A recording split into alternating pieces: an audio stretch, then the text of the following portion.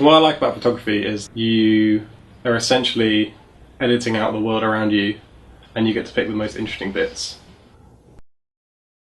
Do you want to do a 2 to 3 sentence just intro? Yeah.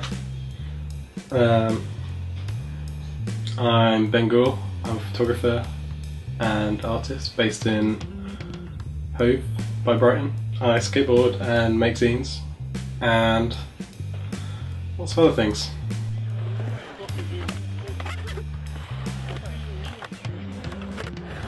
I got into photography through skateboarding when I was too tired or achy to skate myself, and that basically evolved into taking photos of people on the journey to the spot or the way back home or injuries they got skating, and gradually it just evolved into everything that I saw around me.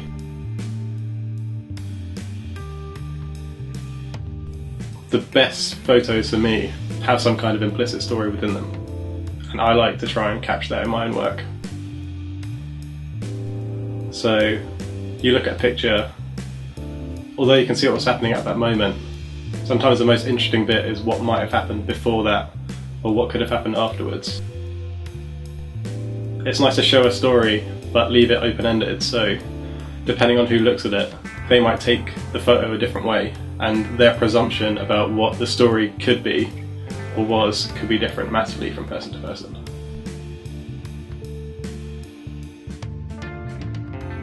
I guess it's also a case of collecting memories almost, because through photography you've got a window into a certain point in time through a certain person's perspective.